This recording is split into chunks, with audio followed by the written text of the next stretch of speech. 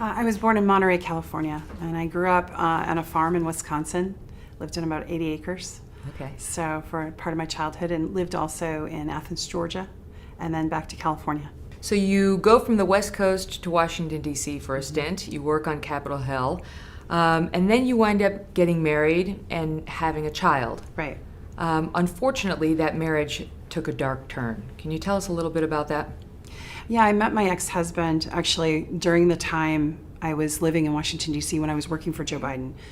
The joy of that was my child and my daughter, and it's wonderful. But the heartbreak was that he was quite abusive and had a history, and we were put in a program that required me and my daughter to leave the area and have a sealed name change and live in a safe house.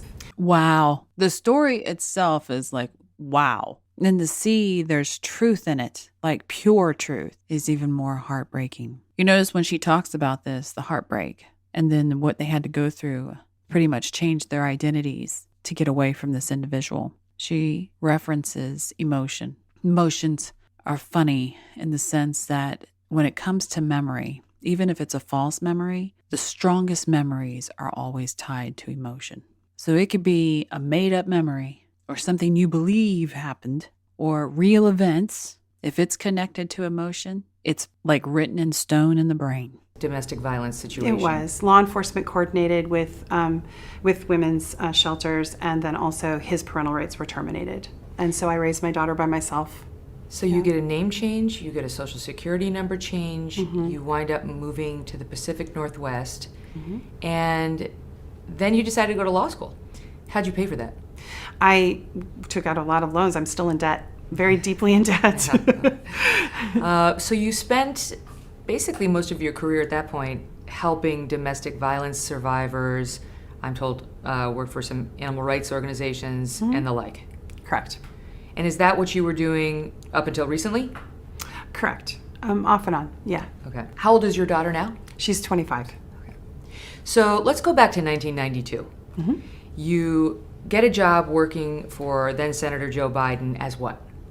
A staff assistant. You're overseeing the interns. Correct. So I was very excited to be on the Hill. I was very excited to work for Joe Biden. He's someone I looked up to. So you're on Capitol Hill. You're how old at this point? I'm 28, 29. And you make some friends, including a woman who I'm just going to call Karen for the purposes of this interview, who's working in Ted Kennedy's office. Correct. Okay, and Karen becomes pretty relevant Right. in a short amount of time.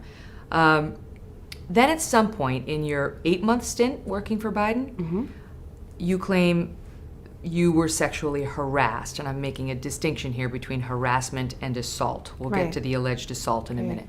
You claim sexual harassment began. How so? I would see him in hallways or whatever. He would always just greet me, put his hands on me, or put his hands on my shoulder and rub, my neck sometimes. It was just... She's being open. Her body's singing. She's moving. She's talking with her body. She's not stiffening up. She's relaxed as one can be who is not used to being in front of the cameras. Because we do see the underlying stress there, but it's camera stress because we don't see it escalate on anything. It's just constant.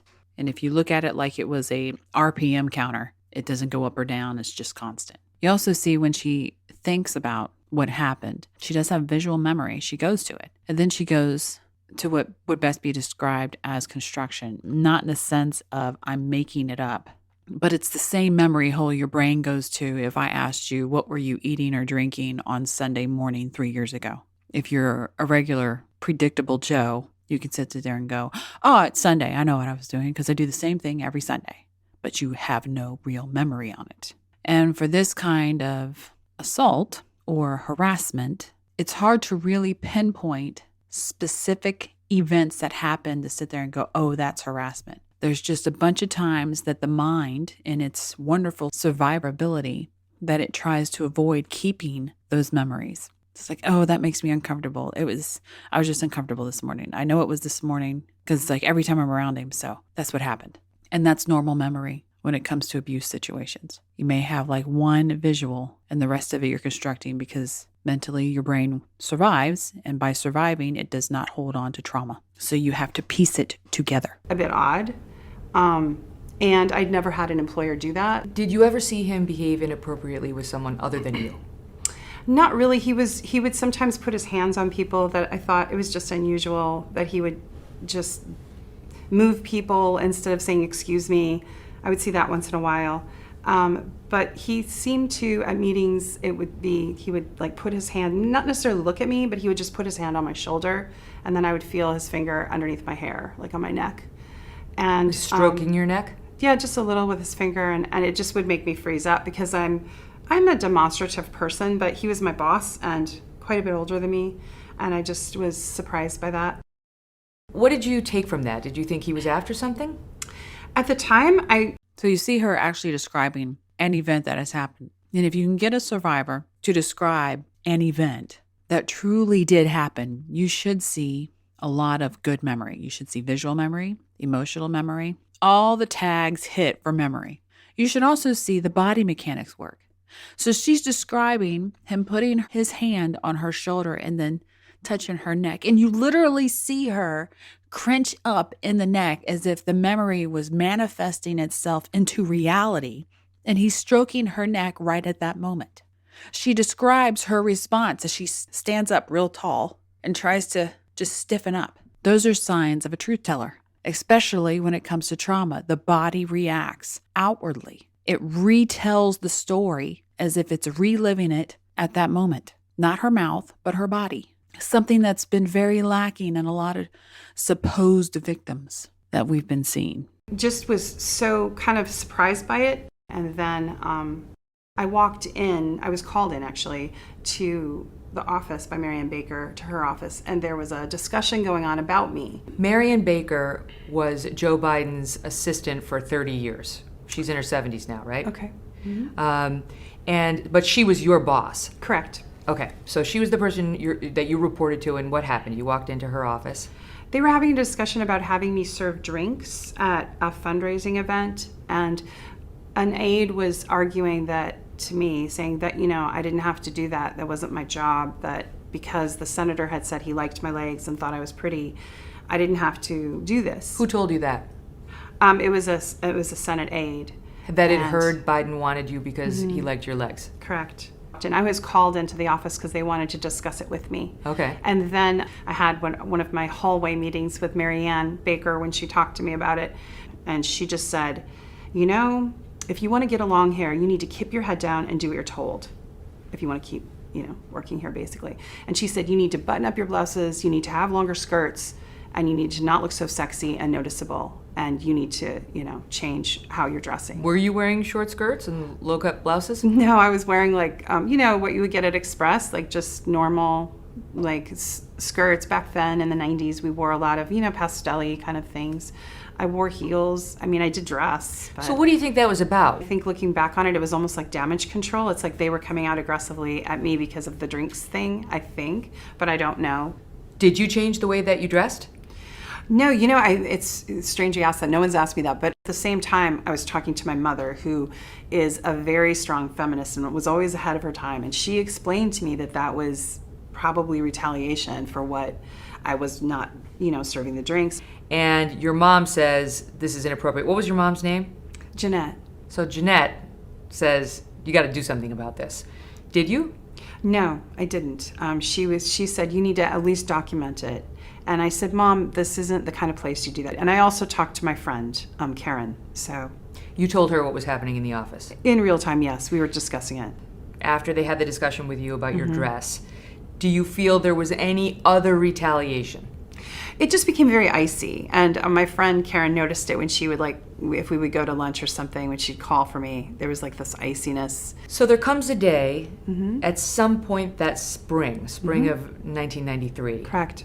Where you say Senator Biden and you had an experience in a hallway in one of the Capitol buildings. Can you describe what happened that day? Yes, We're going to interject. Now, so far, if we'd have seen a deceptive moment, I'd have definitely pointed it out. But we haven't seen any. But she's actually discussing the icy moments, and this stemmed from drinks. Now, we really don't know the entire story as far as the itty-bitty details, because I'm not real clear if she actually agreed to it or not. But I would assume from just what we've gotten that this behavior has led to other incidences that have got them now on the defensive, that they know, this is the steps to this behavior that escalate to the assault. They've already started. We can see it coming. We can't get rid of her. We have no grounds to. So we're going to have these little conversations in the hallway. We're going to give her cold shoulder and it's not in the sense of I'm giving you cold shoulder to force you to quit. It's more like I'm giving you cold shoulder because I want you as far away from me as possible when we hit point Z, because everybody knows it's coming. We call those people enablers. During that time where I was kind of frozen out, so I was kind of surprised. But Marianne came rushing in with this bag, like a duffel bag or gym bag, she called it, and said, hurry, the senator's already on his way.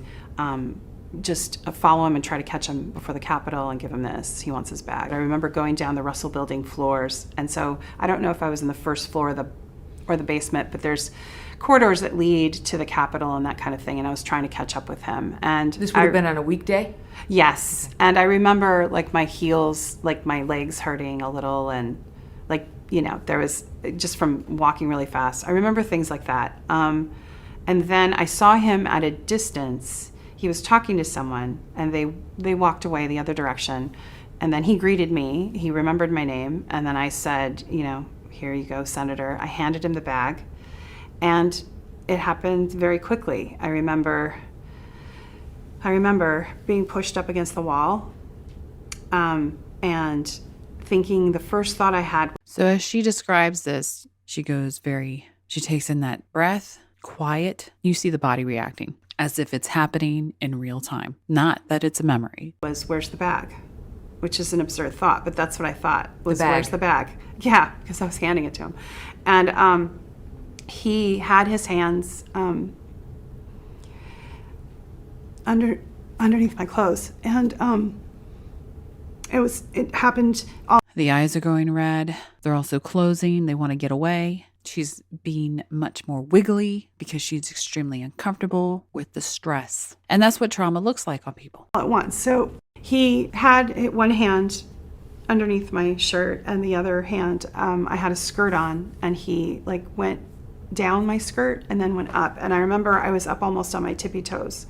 And when he went inside the skirt, he was talking to me at the same time, and he was leaning into me, and I pulled this way away from his head, I remember. And so he was kissing my neck area, and he whispered, "Did I want to go somewhere else?" in a low voice. He said some other things. I can't remember everything he said. But he said something vulgar. And May I ask what? he said, "I want to fuck you." And he said it low, and I was pushing away. And I remember my knee hurting because our knees, he had opened my legs with his knee, and our knees caps clashed. So I felt like this sharp pain. His fingers were inside of my private area, my vagina, and it wasn't, there was no small talk, there was no precept, it was just sudden, and it was happening like that. And he was saying those things to me, and I was pulling away.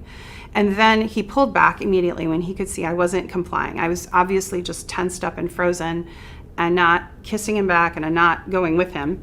And he pulled back and he looked at me and he said, "Come on, man, I heard you liked me." And when he said that, it was either I heard or I thought, but I remember hearing heard. When he said that, I immediately started thinking what I did, how I brought this on. Did I say something to somebody? Did I give an impression?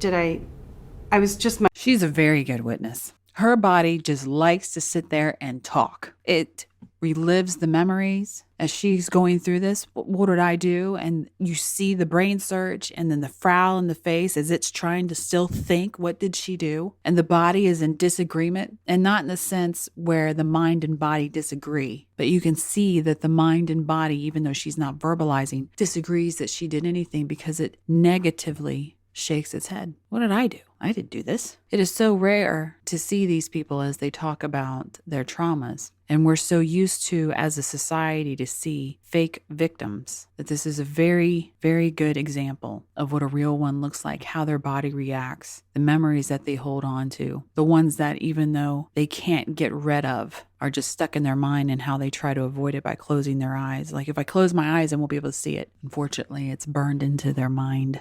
If you'd like to learn more about analysing body language, there is a video course available on Mandy's website for Gold subscribers, where Mandy teaches more about her techniques of deception detection. There's also other content such as the Crime series and Interesting Mind series, available to both Gold and Silver subscribers. If you like it, please share and subscribe. Thanks for watching.